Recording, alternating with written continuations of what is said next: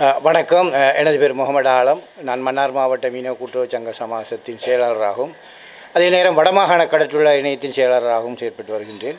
குறிப்பாக நேற்றைய தினம் 11/6/2025 நாங்கள் கௌரவ கடற்றொழில் அமைச்சரை அமைச்சின் அலுவலகத்தில் வைத்து நேற்றைய தினம் சந்தித்திருந்தோம். அந்த சந்திப்பானது எதிர்வருகின்ற 15ஆம் திகதி தமிழக மீனவர்களின் அத்துமீறிய எல்லை தாண்டிய வருகை தொடர்பாக அதில் அரசு முன்னெடுக்க இருக்கின்ற அல்லது முன்னெடுக்க திட்டமிட்டுள்ள விடயங்கள் தொடர்பாகவும் வடபகுதி மீனவர்கள் சார்பாக நாங்கள் எதிர்நோக்க இருக்கின்ற விடயங்கள் தொடர்பாகவும் அமைச்சருடன் கலந்துரையாடுவதற்காக நாங்கள் அமைச்சர் அலுவலகத்தில் நின்று சந்தித்திருந்தோம். அந்த சந்திப்பில் கடற்தொழில் அமைச்சின் செயலாளர் அவர்களும் கலந்து கொண்டார். இது மேலதிகமாக எங்களுக்கு அது பெரிய வரப்பிரசாதமாக அமைந்தது. குறிப்பாக இந்த தமிழக மீனவர்களின் 60 நாள் தடைக்காலம் தமிழக அரசு அவர்களாகவே உருவாக்கி கொண்ட மீன்பிடி தடைக்காலம் என்று சொல்லக்கூடிய காலம் இந்த மாதம் 15ஆம் திகதியோடு நிறைவடைகின்றது. அந்த 15ஆம் திகதிக்கு பின்னர் அவர்களின் வருகை நிச்சயமாக எமது எல்லை தாண்டிய பகுதியில் காணப்படக்கூடிய வாய்ப்புகள் இருக்கின்றது. எனவே இதை எவ்வாறு இந்த அரசு இந்த அமைச்சு தடுக்க இருக்கின்றது, வடபகுதி மீனவர்கள் எவ்வாறு இதனை முகங்கொடுக்கப் போகின்றார்கள் என்ற விடயங்களை நாங்கள் ஆழமாக கலந்துரையாடினோம். அதில் கடற்படை தளபதி வருவதாக இருந்தாலும் அந்த சந்தர்ப்பத்தில் எங்களுக்கு அவரை சந்திப்பதற்கான வாய்ப்பு கிடைக்கவில்லை. குறிப்பாக இந்த எல்லை தாண்டி வருகையும் அவர்களின் சட்டவிரோத மீன்பிடியையும் தடுப்பது தொடர்பாக நாங்கள் நீண்ட காலமாகவே இது தொடர்பாக போராடி இருக்கின்றோம், பேச்சுவார்த்தைகளை நடத்தியிருக்கின்றோம். தமிழக இந்திய மட்டத்திலும் பேசியிருக்கின்றோம். இலங்கை மட்டத்தில் அவ்வப்போது இருக்கின்ற ஜனாதிபதிகள் அதே போன்ற அமைச்சுக்கள் மட்டத்திலும் தொடர்ந்து பேசி வருகின்ற விடயமாகும்.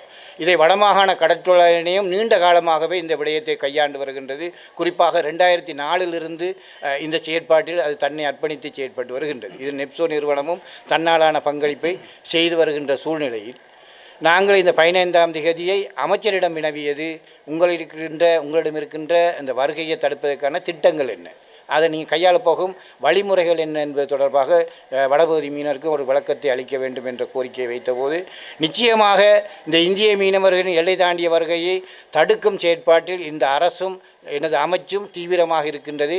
அது முழுமையாக கடற்படையினரும் அதுக்கு முழுமையான ஒத்துழைப்பை வழங்கி இருக்கின்றார்கள். எனவே எதிர்காலத்தில் வருகை கூடுமானவரை கட்டுப்படுத்த நாங்கள் நடவடிக்கை எடுப்போம். 15ஆம் திகதியிலிருந்து எமது கடல் எல்லையை கடற்படையினர் ஊடாக தீவிரமாக கண்காணிப்பதிலும் வருகின்ற படகுகளை கைது செய்வதிலும் நாங்கள் தீவிரம் காட்ட இருக்கின்றோம். எனவே வடபகுதி மீனவர்கள் இதில் அச்சம் கொள்ள தேவையில்லை. அரசு தனது செயற்பாட்டில் உறுதியாக இருக்கின்றது என்ற அந்த தகவலை அவர் தெரிவித்திருந்தார். உண்மையில் இந்த அரசு இந்த செயற்பாட்டில் தீவிரமாக இருக்கிறது என்பதை நாங்களும் உணர்கின்றோம். இருந்த போதிலும் எமது மீனவருக்குள்ள இடையிலான அச்சம் நாங்கள் எதிர்காலத்தில் இந்த கடல் வாழ்வாதாரத்தை கொண்ட இந்த மீனவர்களின் செயற்பாடுகள் அமைச்சோ அல்லது அதிகாரிகளோ அல்லது கடற்படையினரோ இதில் கவனயீனமாக இருப்பார்களாக இருந்தால் இந்த வடபகுதி மீனவர்கள் ஒன்று திரண்டு ஓரணியாக கருப்பு கொடிகளை ஏந்தியவர்களாக நாங்கள் இந்திய கடல் எல்லை வரைக்கும் சென்று இந்த போராட்டத்தை முன்னெடுக்க ஆயத்தமாக இருக்கின்றோம் என்ற தகவலையும் நாங்கள் அமைச்சரிடம் தெரிவித்திருக்கின்றோம். அதற்கு வாய்ப்பு தேவையற்றது. எனவே நாங்களே அதற்கான நடவடிக்கை எடுப்போம் என்று அவர் உறுதிமொழி அளித்திருக்கின்றார். எது எவ்வாறாயினும் அவர் அந்த உறுதிமொழியை தவறும் பட்சத்தில் நாங்கள் இந்த எல்லையை பாதுகாப்பதற்கும் எங்களது மீனவர்களின் வாழ்வாதாரத்தை உறுதி செய்வதற்கும் நாங்கள் எங்களது முன்னெடுக்க இருக்கின்ற அந்த கருப்பு கொடி ஏந்திய போராட்டமானது இவர்கள் செய்ய தவறும் பட்சத்தில் நாங்கள் அதற்கான தீர்மானத்தை எடுத்து வடமாகாண ரீதியில் நாங்கள் செய்ய இருக்கின்றோம். இதற்கு தேசிய ரீதியில் இருக்கின்ற தேசிய அமைப்புகளையும் நெப்சோ நிறுவனத்தின் ஊடாகவும் ஏனைய அமைப்புகளூடாகவும் நாங்கள் ஒன்று திரட்டி பாரிய அளவிலான ஒரு போராட்டத்தை முன்னெடுப்போம் முதலில், அல்லது கடலில் இறங்கி வடபகுதி மீனவர்களாகிய நாங்கள் போராட்டத்தை முன்னெடுப்போம் என்ற தகவலை வலியுறுத்தியிருக்கின்றோம். எனவே இந்த வேளையில் அமைச்சும் அரசும் எங்களோடு ஒத்துழைக்கின்ற அந்த செயற்பாட்டிலேயே எமது மீனவர்களின் நிலைப்பாடு தங்கியிருக்கின்றது. இந்த வேளையில் தமிழக மீனவர்களுக்கும் ஒரு கருத்தை நாங்கள் பதிவு செய்கின்றோம். தயவு செய்து உங்கள் படகுகளை எங்களது எல்லையை தாண்டி வருவதை நீங்கள் யோசிக்காதீர்கள். அங்கு வரும்போது ஏற்படுகின்ற எல்லா செயற்பாடுகளுக்கும் கைதாகட்டும் அல்லது துரத்தும் நடவடிக்கையாக இருக்கட்டும், ஏதோ ஒரு சம்பவம் அது நடக்குமாக இருந்தால் அது நீங்களாகவே உருவாக்கி கொண்டதாகவே நாங்கள் கருதுகின்றோம். எனவே எங்களது உறவுகள் நாங்கள் தொடர்ந்து பேசியிருக்கின்றோம். கடந்த 3ஆம் மாதம் கூட இந்திய தரப்பு தமிழக மீனவர்கள் தரப்பாக கலந்து கொண்டபடும் உறுதியாகவும் இறுதியாகவும் நாங்கள் பல விடயங்களை சொல்லியிருக்கின்றோம். எனவே எல்லை தாண்டுதலை நீங்கள் நிறுத்தி கொள்ளுங்கள். அதேவாறு தமிழகத்திலிருந்து வருகை தந்திருந்த கௌரவ பாராளுமன்ற உறுப்பினர், அதே போன்று அங்கிருக்கின்ற ஆளுங்கட்சி உறுப்பினர் போன்றவர்களிடமும் எங்களது நிலைப்பாட்டை தெளிவாக எடுத்துரைத்திருக்கின்றோம். எனவே அந்த நாடும் அந்த மக்களும் அந்த மீனவர்களும் எங்களோடு உறுதுணையாக இந்த விடயத்தில் ஒத்துழைத்து இரு பகுதியினரும் கடல் வளத்தை அதில் உற்பத்தியையும் அதில் ஏற்படுகின்ற அறுவடையும் செய்யக்கூடிய மீனவர்களாக இருப்பதை ஒழிய அநியாயத்துக்கு அதை நாசமாக்கின்ற மக்களாக இருந்துவிடக்கூடாது என்பதை நான் தெரிவித்துக் கொள்கின்றேன். மேலும் இந்த வேளையில் எமது கடற்தொழில் அமைச்சர் அவர்கள் கௌரவ கடற்தொழில் அமைச்சர் ஒரு கருத்தை கூறியிருந்தார். எதிர்காலங்களில் தமிழக மீனவர்களோடு கடல் வளத்தை பாதுகாப்பது தொடர்பாக பேச்சுவார்த்தை மீனவர்கள் முன்னெடுப்பவர்களாக இருந்தால் தாங்கள் அதுக்கு ஒத்துழைப்பு தருவதாக கூறியிருக்கின்றார். அதே போன்று தான் நாங்களும் கூறுகின்றோம். கடல் வளத்தையும் கடல் சூழலையும் கடல்வாழ் உயிரினங்களையும் பாதுகாப்பதற்காக நாங்கள் எந்த வேளையிலும் யாருடனும் பேச தயார். ஆனால் சட்டவிரோத மீன்பிடிக்காகத்தான் அதை செய்வதற்காகத்தான் பேச்சுவார்த்தை என்றென்றால் அந்த பேச்சுவார்த்தையில் நாங்கள் கலந்து கொள்வதாக இல்லை. அந்த பேச்சுவார்த்தை முன்னெடுப்பவர்களிடம் நாங்கள் இணங்கி போவதாக இல்லை என்பதை இந்த வேளையில் தெரிவித்துக் கொள்கின்றேன். நன்றி. இந்த வேளையிலே தான் நாங்கள் அமைச்சரிடம் இவ்வாறான கேள்வியை வைத்திருந்தோம். அதாவது இதுவரை கைது செய்யப்பட்ட படகுகள், இந்த ஆண்டு கைது செய்யப்பட்ட படகுகளின் நிலை என்ன, எவ்வாறு அந்த படகுகள் கையாளப்படுகின்றது, பலவாறாக மக்கள் மத்தியிலே பேசும் பொருளாக இருக்கின்ற மீனவர் விடுதலை, படகு விடுதலை என்ற பேச்சுக்கள் இடம்பெற்று வருகின்றது. பொது மன்னிப்புகளின் அடிப்படையிலே மீனவர்கள் விடுவிக்கப்படுகிறார், படகுகள் விடுவிக்கப்படுகின்றன என்ற பேச்சுக்கள் உலாய் வருகின்ற விடயத்தையும் நாங்கள் அமைச்சரிடம் தெரிவித்திருந்தோம். அந்த வேளையில் செயலாளர் அவர்கள் குறிப்பிட்டது, நாங்கள் இந்த ஆண்டு இந்திய படகுகளை 87 படகுகளை நாங்கள் கைது செய்திருக்கின்றோம். அதில் 12 படகுகளை இலங்கை நீதிமன்றம் ஊடாக விடுவிக்க நீதிமன்றம் அனுமதி அளித்திருக்கின்றது. எனவே அதனை பார்வையிட்டு கொண்டு செல்ல தமிழக மீனவர்கள் வரக்கூடிய வாய்ப்பு இருக்கின்றது. எவ்வாறாயினும் அந்த படகுகள் விடுவிப்புக்கும் அரசுக்கும் எந்தவித தொடர்பும் இல்லை. அது நீதிமன்றம் ஊடான நடவடிக்கை. எனவே நீதிமன்றம் ஒரு காரணத்தோடு அல்லது தண்டப்பணம் செலுத்தியதாக அல்லது கடல் மாற்றங்களின் சீற்றங்களின் போது வந்த படகுகள் என்று கணித்து 12 படகுகளை விடுதலை செய்திருக்கலாம். எனவே நீதிமன்றம் ஊடாக விடுவிக்கப்பட்டது போக ஏனைய படகுகளை நாங்கள் கடலில் அழிப்பதற்கு அல்லது மாற்று வழிகளை அதை செய்வதற்கு இருக்கின்றோமே ஒழிய அதில் ஏலத்தை போடுவதற்கோ ஏனைய மீனவர்களுக்கு கையளிப்பதற்கோ நாங்கள் இவ்வாறான நிலைப்பாட்டும் எடுக்கவில்லை. தொடர்ந்தும் நாங்கள் கைது செய்வோம். நிச்சயமாக அவர்களின் வருகை கூடுமானவரை தடுப்பதினூடாகவும் அல்லது தொடர்ச்சியான கைதுகளூடாகவும் நாங்கள் இதை கட்டுப்படுத்துவோம் என்ற உறுதிமொழியை அமைச்சர் அவர்களும் செயலாளர் அவர்களும் எங்களுக்கு உறுதியளித்திருக்கின்றார்கள். இது தொடர்பாக நாங்கள் கலந்துரையாடும் பொழுது எங்களோட கோரிக்கை நிச்சயமாக இந்திய மீனவர்களின் வருகையை நீங்கள் கட்டுப்படுத்துங்கள் என்ற கோரிக்கையோடு நாங்கள் மேலதிகமாகவும் இன்றைய அமைச்சருக்கு தெரிவித்திருந்தோம். நாங்கள் இந்த வேளையிலே உங்களிடம் எந்த நிவாரணத்தையோ எங்களது உதவியோ நாங்கள் உங்கள்கிட்ட கோர வரவில்லை. நீங்கள் தாராளமாக இந்திய மீனவர்களை கட்டுப்படுத்துவர்களாக இருந்தால் சுயமாக எமது வடபகுதி மீனவர்கள் சுயமாகவே உழைத்து வாழக்கூடிய மக்களாக உயர்வடைவார்கள்.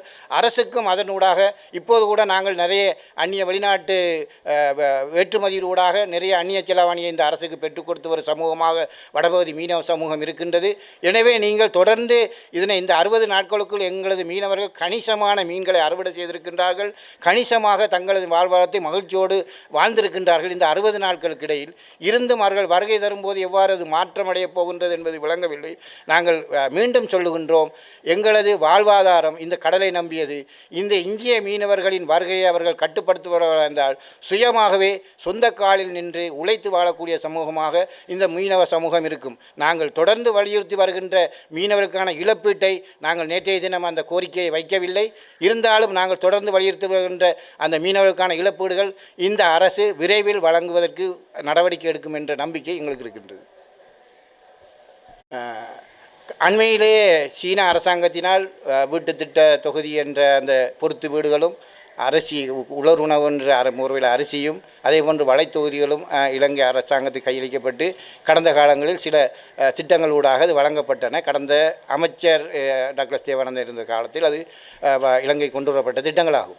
எனவே அந்த திட்டங்களூடாக வழங்கப்பட்ட அரிசி பொருத்தமற்றது, இந்த மக்களுக்கு அது உகந்ததல்ல என்பதனால் சிலர் பெற்றும் சிலர் பெறாத அரிசிகளை திணைக்கிழமை அதை அளித்திருப்பதாகவும் ஏனைய தேவைக்கு பயன்படுத்துவதாகவும் கேள்விப்பட்டிருக்கின்றோம். அதேபோல் பொறுத்து விட்ட திட்டமும் இந்த பகுதிக்கு பொருத்தமற்றது என்று அதுவும் வந்த வீட்டு திட்டங்கள் அப்படியே நிறுத்தப்பட்டதாக அடுக்கி வைக்கப்பட்டதாக காணப்படுகின்றது. இதைவிட அண்மையிலே வலைகள் சாராளமாக மக்களுக்கு வழங்கப்பட்டிருக்கின்றது. இன்னும் சிலருக்கு வழங்க வேண்டி இருப்பதாக திணைக்களம் கூறுகின்றது. இதற்கப்பால் இந்த நிறைவடைந்த 6 மாதத்துக்கான எரிபொருள் சம்பந்தமாக நாங்கள் நேற்றைய தினம் கதைத்திருந்தோம். இந்த எரிபொருள் வழங்கல் இந்த 6 மாதத்துக்கு பின்னால் தொடருமா என்ற கேள்விக்கு அமைச்சரிடம் தெளிவான பதில் இல்லை. இது சீன அரசால் எங்களுக்கு வழங்கப்பட்டது, அது நிறைவடைந்ததால் அது நிறைவுக்கு வந்துவிட்டது. இனி வரும் காலங்களில் வேறு ஏதாவது திட்டங்கள் ஊடாக மீனவர்களுக்கு வேறு வகையான உதவிகளை செய்யக்கூடியதாக இருந்தால் நாங்கள் செய்வோம் என்ற வாக்குறுதி அளித்திருக்கின்றார்.